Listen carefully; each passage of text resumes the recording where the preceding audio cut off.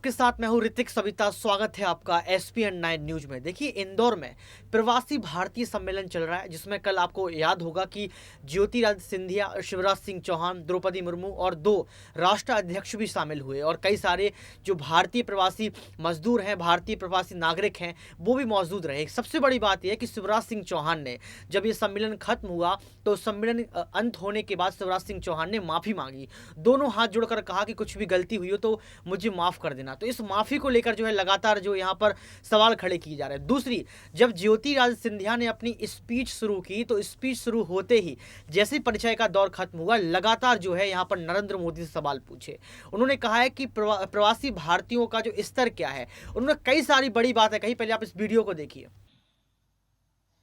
जो इतिहास, परंपरा, संस्कृति, अध्यात्म और आधुनिकता सभी का एक संगम है, इस इंदौर में आपका तहे दिल से हम स्वागत करते हैं।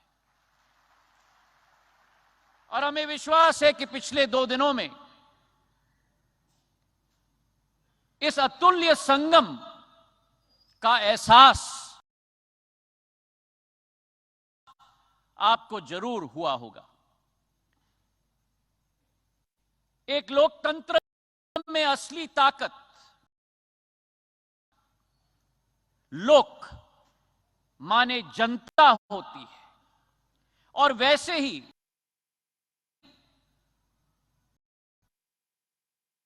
किसी भी व्यक्ति की पहचान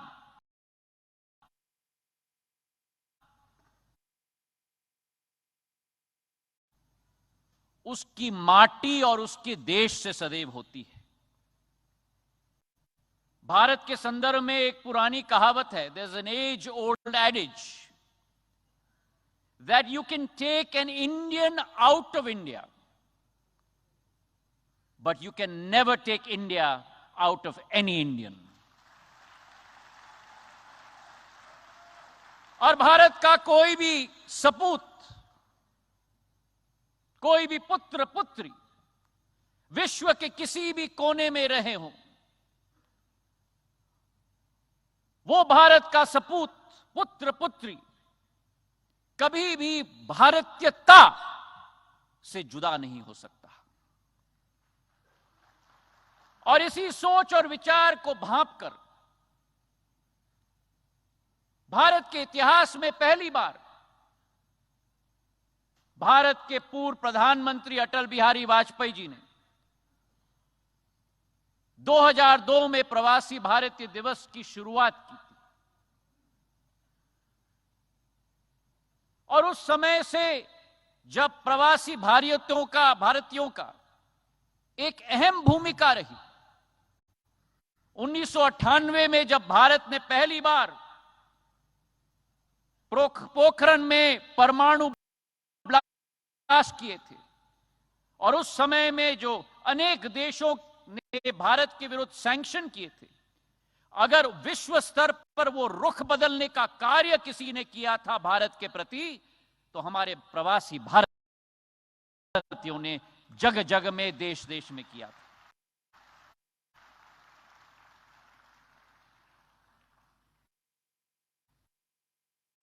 और आज 21 साल बाद मेरे भाई और बहनों, जब 17वीं प्रवासी भारतीय दिवस हम मनाने जा रहे हैं, यह केवल एक तारीख तक सीमित नहीं है। It is not limited to an event, it is not limited to a date. लेकिन 2014 से जब से प्रधानमंत्री नरेंद्र मोदी जी ने कार्यभार संभाला है, इसी संबंध को एक वैश्विक और एक नई सोच और विचारधारा और एक नई रिश्ता और एक नई रूप देने के लिए संकल्पित रूप से उन्होंने कार्य किया है। और एक सेतु का स्थान हमारे प्रवासी भारतीयों को सशक्त करने के लिए उनकी अहमियत और उनकी कोशिश और उनकी पूर्ण कोशिश रही। और इसके आधार पर जब हम आज देखें कि भारत का छाप हमारे प्रवासी भारतीयों ने कहां नहीं छोड़ा है, चाहे हम कोई मल्टीनेशनल कॉरपोरेशन देखें, चाहे हम देश के नेतृत्व करने वाले लोगों को देखें, चाहे हम विशेषज्ञों को देखें, चाहे हम एक एक सेक्टर में डॉक्टर्स, इंजीनियर्स को देखें, चाहे यूके के प्रधानमंत्री ऋषि सुनक जी हों, चाहे हमारे माइक्रोसॉफ्ट के सीईओ सत्य नडेला हों, चाहे गूगल के सीईओ सुंदर पिचाई हों, चाहे आयरलैंड के राष्ट्रपति लियो वार्डकार जी हों, यह अतिशयोक्ति नहीं होगी अगर हम कहें कि भारत और भारतीयों को उभारने का काम प्रवासी भारतीयों ने किया है, और अकेले नहीं, अपने साथ पूरे विश्व को उठाने का कार्य भी हमारे प्रवासी भारतीयों ने किया। और इसलिए मैं मानता हूं कि भारत की जनसंख्या केवल 135 करोड़ तक सीमित नहीं है। भारत की जनसंख्या 138 करोड़ है, जिसमें 3 करोड़ हमारे प्रवासी भारतीयों की जनसंख्या है।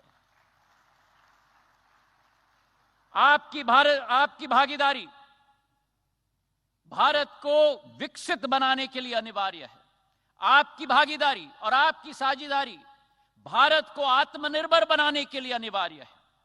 और इसी दृश्य के पीछे एक शिल्पकार अगर रहा है इस देश में, तो प्रधानमंत्री नरेंद्र मोदी जी हैं, जिन्होंने अपनी सोच और विचारधारा के साथ और विदेश नीति जयशंकर जी के साथ, सारे देशों के साथ कूटनीतिक संबंधों के साथ बनाकर हमारे प्रवासी भारतीयों को एक नया सम्मान का स्थान बनाने का संकल्प लिया है।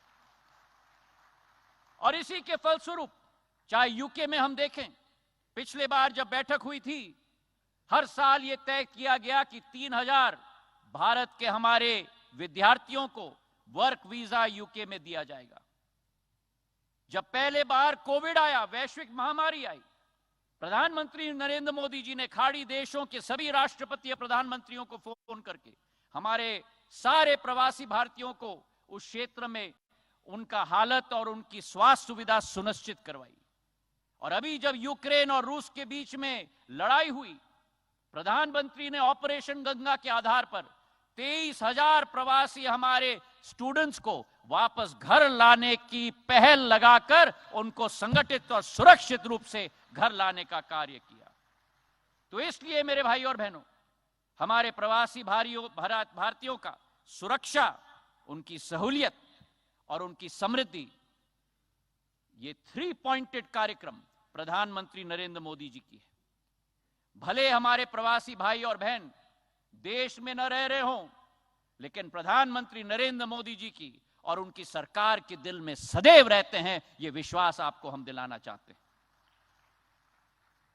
सदैव हमारे प्रवासी भारतीयों ने भारत का सहयोग किया है, भारत के विकास में सहयोग दिया है। 1991 में जब इकोनॉमिक क्राइसिस पूरे विश्व में आई थी, उस समय जो रेमिटेंस देश में एक एक प्रवासी भारतीय ने भेजा था, आज हमारे जीडीपी का भाग का 3.5% हो चुका है। और मैं विटनेस हूं कि जब प्रधानमंत्री जी ने हम लोगों को भेजा था यूक्रेन और रूस से हमारे विद्यार्थियों को सुरक्षित वापस लाने के लिए, हमारे एक एक प्रवासी भारतीय ने, मुझे रोमानिया भेजा गया था, वहां बैठकर न दिन देखा न रात देखा, सेवा भाव के आधार पर कोई गाड़ी चला रहा है, कोई टेंट लगा रहा है, कोई खाने पका रहा है। हमारे एक एक विद्यार्थी को लाने के लिए दिन रात हमारे प्रवासी भारतीयों ने कार्य किया। तो आज आप सबको मैं प्रणाम करता हूं और आपको मैं सलाम करता हूं। आज के दिवस पर प्रधानमंत्री जी की सोच और विचारधारा है, और विश्व में यह ऐलान हो चुका है कि भारत के बिना विश्व आगे नहीं बढ़ सकता। और विश्व की एकीकरण के लिए प्रधानमंत्री जी की जो सोच और विचारधारा है, जहां एक तरफ international solar alliance, one sun one world और वन ग्रिड, जिस कार्यक्रम में बोरिस जॉनसन जी तत्कालीन राष्ट्रपति यूके के, उन्होंने कहा था international solar alliance, one sun one world one grid and one Modi.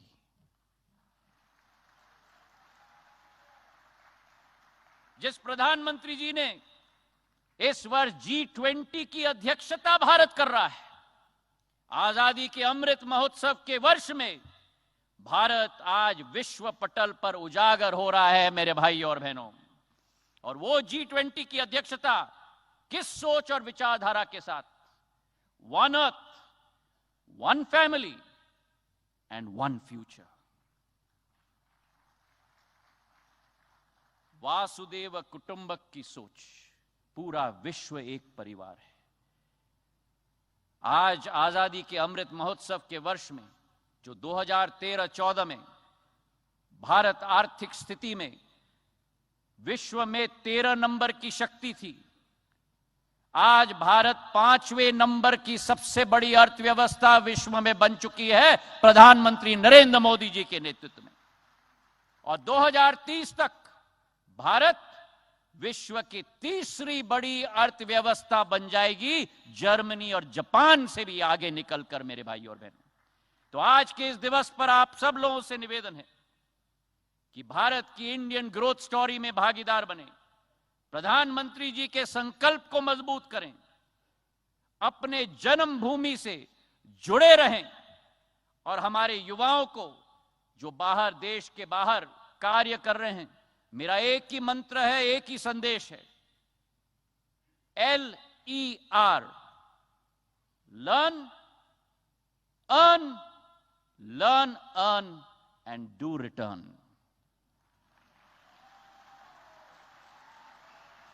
Learn, earn and do return because your destiny is here with Mother India।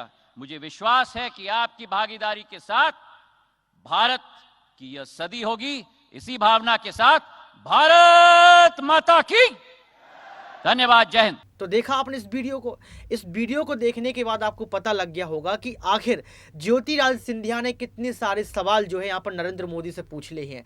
उनने कितना बड़ा इतिहास बता दिया है। और सबसे बड़ी बात कि शिवराज सिंह चौहान मौजूद रहे, द्रौपदी मुर्मू मौजूद रहीं और यहाँ पर लगातार इन सवालों को जो है उठाया गया है।